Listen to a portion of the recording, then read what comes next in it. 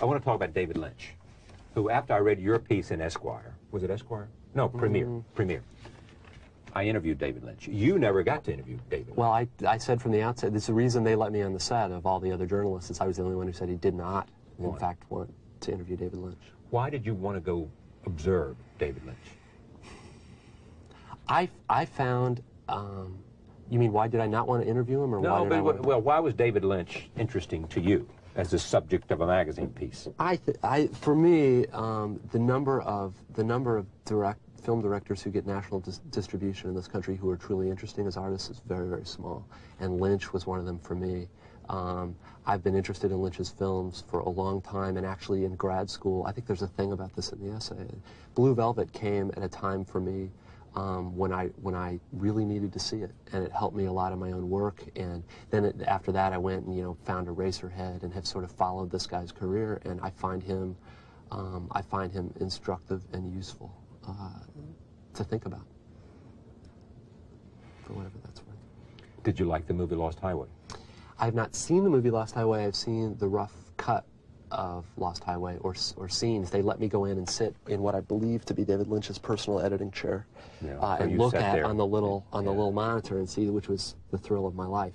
But I've been on this tour, and even though I'm in big cities, I have not yet gotten to see it. And I'm kind of terrified because there's a big part of the essay that talks about what the movie's about. And if indeed the movie is nothing like that, I'm going to look. Yeah. When he was here, I asked him about what was Lynchian. And I took that right out of your piece. And I'm sure he just looked at you and blinked very slowly. Well, he didn't have a great answer, because I don't think he thinks that way. He obviously doesn't think that way. There was, there's a part in the essay that kind of does this academic, let's unpack the idea of Lynchian, and what Lynchian means is something about the unbelievably grotesque existing in a kind of union with the unbelievably banal, and then it gives a series of scenarios about what is and isn't Lynchian. Jeffrey Dahmer was borderline Lynchian. Borderline? Well, the refrigerator. And actually what was Lynchian was having the actual food products next to the disembodied bits of the corpse.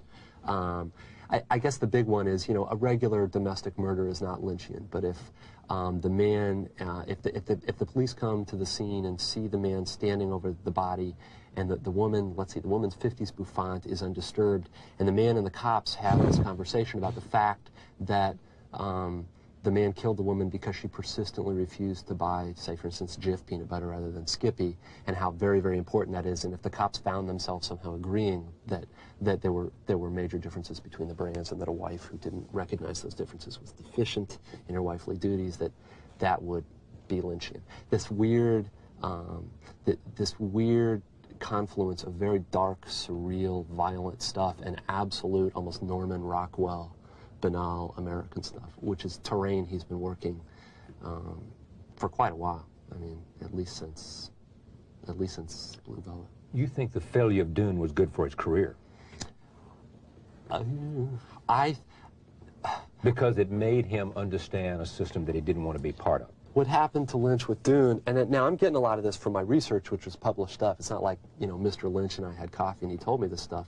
But Lynch's career for a while had a kind of Richard Rodriguez arc to it. Eraserhead, like El Mariachi, this enormously cool independent film, and it attracts the attention of people with money. The first one is Mel Brooks, and Brooks hires him to do The Elephant Man. And The Elephant Man is a fantastic, fantastic film, and its lighting and atmospherics, nothing else. So anyway, because of that, Dino De Laurentiis hires him to do Dune, and now Dune at the time is equivalent to what like Twister or The Rock would be now. It's this enormous. This is a product, and there's all this money at stake. And Dune itself, the novel, I don't know if people read it anymore, but it's a tremendously complicated science fiction novel.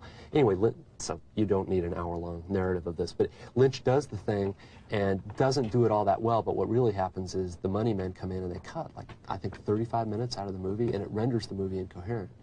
Literally incoherent. And it was a huge flop, and I think Lynch ate the flop and decided that what he wanted to do is he wanted to, rule over small films rather than serve large corporate ones.